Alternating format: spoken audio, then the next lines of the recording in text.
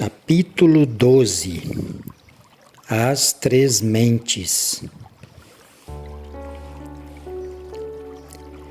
Em todos os lugares existem intelectuais mistificadores destituídos de orientação positiva e envenenados pelo asqueroso ceticismo.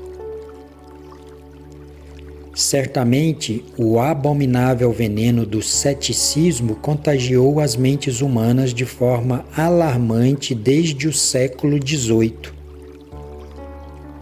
Antes dessa época, a famosa ilha Nontrabada, ou Encoberta, situada frente às costas da Espanha, se fazia visível e tangível constantemente. Sem dúvida, essa ilha se encontra situada dentro da quarta dimensão. Muitas são as lendas relacionadas a essa ilha misteriosa. Mas, depois do século XVIII, essa ilha desapareceu na eternidade e ninguém mais sabe nada sobre ela.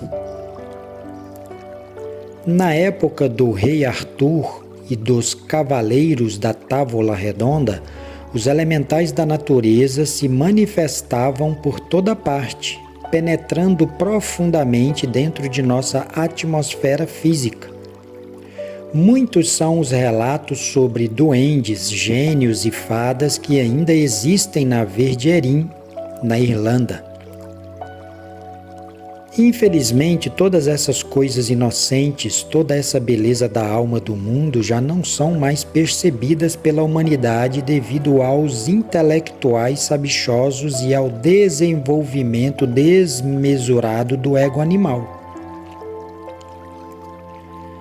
Hoje em dia, os sabichões se riem de todas essas coisas, não as aceitam, mesmo que no fundo nem remotamente tenham alcançado a felicidade. Se as pessoas entendessem que temos três mentes, outro galo anunciaria o dia. Possivelmente até se interessariam mais por esses estudos. Desgraçadamente, os ignorantes ilustrados, metidos nos becos de suas erudições complicadas, sequer têm tempo para se ocupar seriamente com nossos estudos. Essas pobres pessoas são autossuficientes, acham-se envaidecidas com esse intelectualismo inútil, pensam que estão seguindo pelo caminho certo, e nem remotamente supõem que se encontram metidas numa rua sem saída. Em nome da verdade, devemos dizer que, em síntese, temos três mentes. A primeira podemos e devemos chamá-la de mente sensorial. A segunda batizaremos com o nome de mente intermediária e a terceira chamaremos de mente interior. Vamos agora estudar cada uma destas três mentes em separado e de forma criteriosa. A mente sensorial indiscutivelmente elabora seus conceitos mediante as percepções sensoriais externas.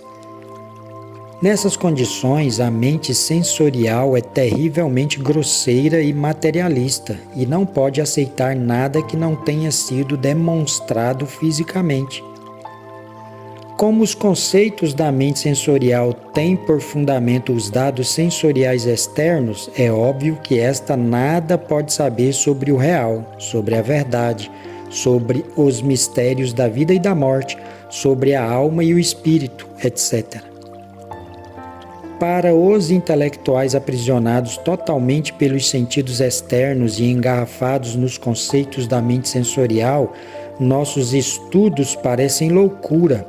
E dentro da razão dos sem razão, no mundo do descabido e do descabelado, eles têm razão porque foram condicionados pelo mundo sensorial externo.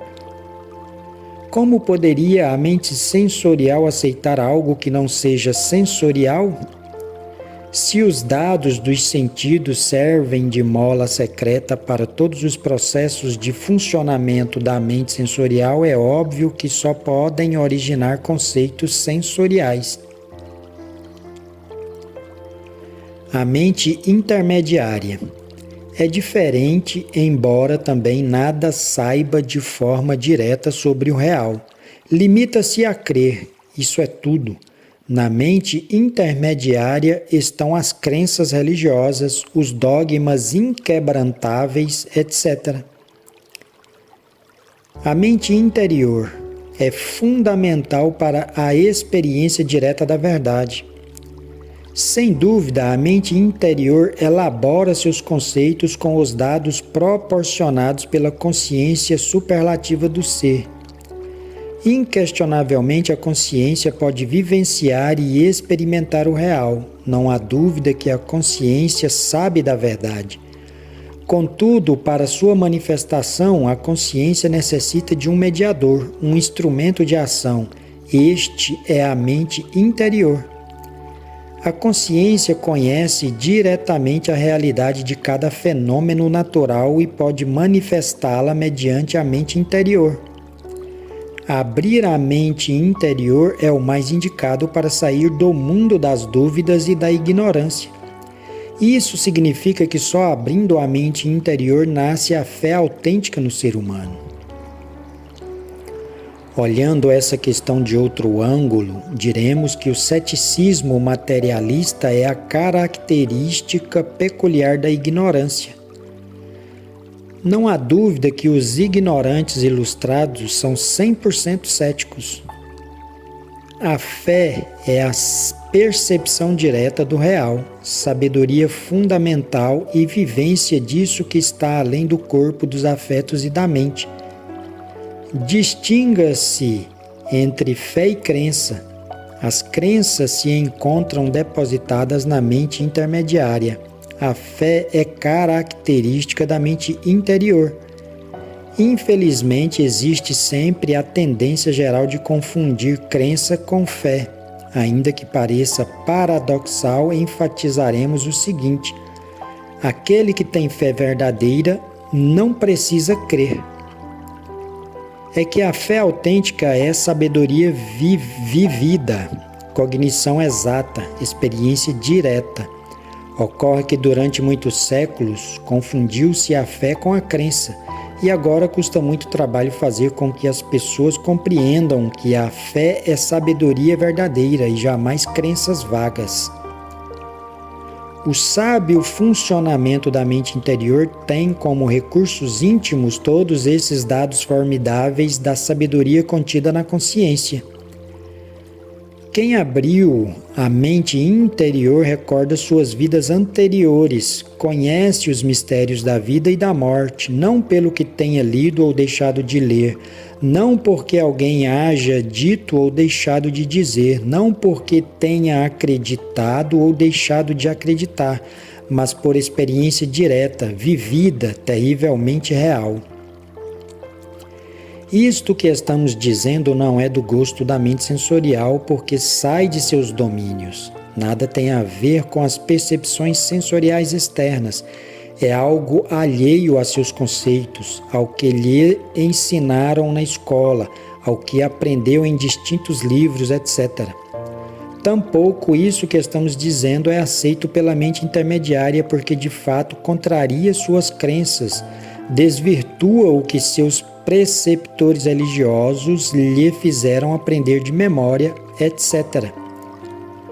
Jesus, o grande Kabir, adverte seus discípulos dizendo: cuidai-vos da levedura dos saduceus e da levedura dos fariseus.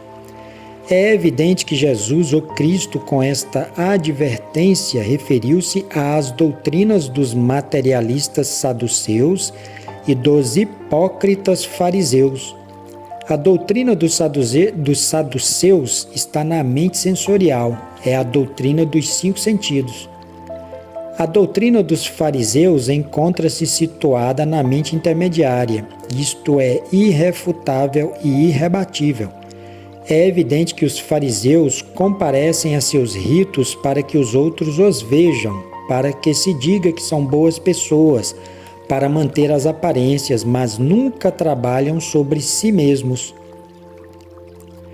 Não é possível abrir a mente interior se não aprendêssemos a pensar psicologicamente.